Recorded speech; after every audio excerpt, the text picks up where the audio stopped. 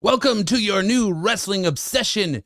This is Off the Mat, and this is an Off the Mat emergency episode as we were unplanned to record today. I'm flying solo because my counterparts are on a Comic-Con cruise and doing family stuff, but we have some breaking news here that is being released all over the internet. It kind of started last night in what would be called sort of a Black Friday event in WWE, as we are getting major WWE releases over the last 24 hours.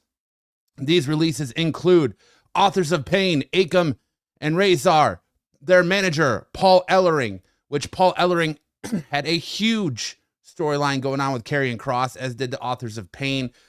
But seemingly since the Wyatt Six were taken off TV and moved to SmackDown, that it seems like the storyline for them has just been non-existent. They've been no longer seen on TV, kind of written off, and apparently WWE had no more creative plans for them and decided to go ahead and release them.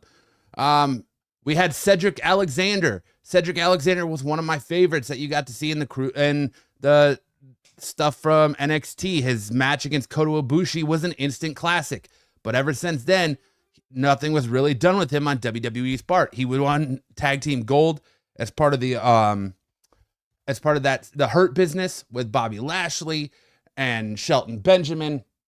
But since then, nothing's been really done with him creatively, and he's kind of just floated around WWE. In my personal opinion, that is a huge release for them, because Cedric Alexander is an instant talent that has that gear that's all gas, no brake, and would have fit really well with what they're trying to do with the new, stable of luchadors they're bringing in, like Penta and Dragon Lee and Rey Mysterio. He's a guy that could go, that I think you would really get to see Penta's full potential and ability in a match against Cedric Alexander. But sadly, he's been released, and it remains to be seen if he ends up with the rest of the Hurt Business over on AEW.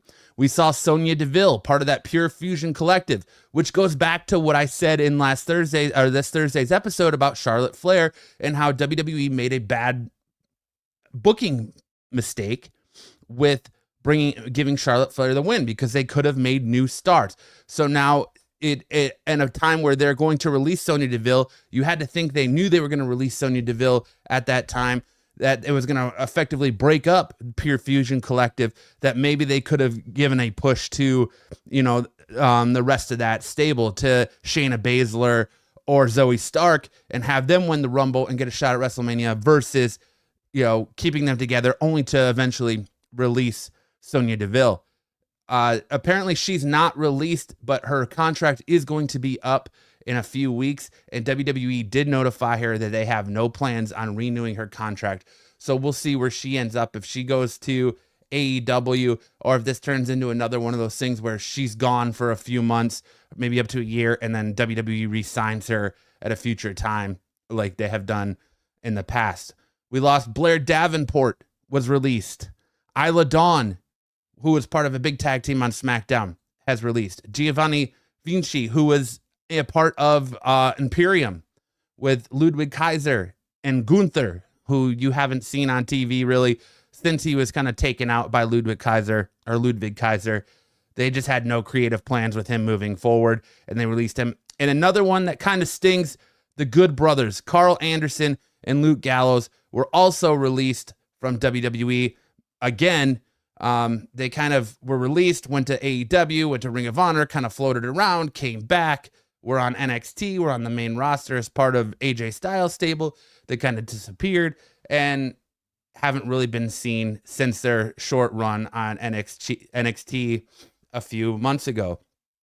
It's interesting that it seemed like Paul Ellering had a lot going on, and there's a lot of storylines for him.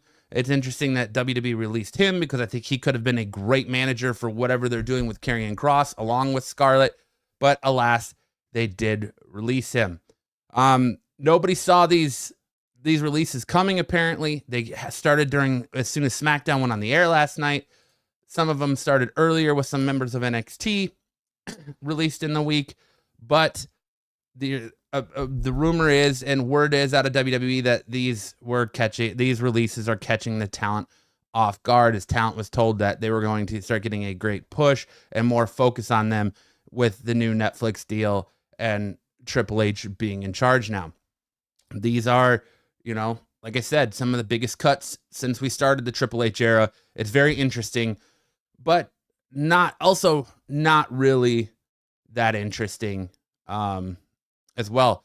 Isla Dawn announced her release on WWE from WWE on Instagram, writing, "Here for a good time, no longer time, or not a long time. See you in 90." That when her non-compete clause is up. So it's an interesting time in WWE. Are we going to get more releases? I don't know. It could happen. These releases seem to have come out of nowhere as far as we are concerned, but it just seems like WWE collectively had no creative direction for them. But a superstar they did have creative direction for is Kevin Owens, as it was also announced that Kevin Owens has signed a new multi-year deal with WWE, keeping him from going to AEW. So that's it. I just want to jump on here and update you on those releases. And, like I said, it's the first set of releases really since the Triple H era began. So it's interesting to see what WWE is going to do. Are there going to be more releases to come? We'll see, and if they are, we'll update you. But so stay right here on Off the Mat for all your wrestling news. Make sure to hit that like, subscribe button and that notification bell so you know whenever we post an off-the-wall video like this, kind of one-off, talking about breaking news and all that. If you want to see our video from Thursday talking all about the road to WrestleMania and where we're going, make sure to click it right here. Otherwise, thanks for watching Off the Mat. Have a great weekend, everybody, and we'll see you on Thursday with another episode of Off the Mat. In the ring, the lights go down. Roaring crowd, they scream and shout. Chants echo, shaking the ground. Warriors clash, the game is found. Welcome to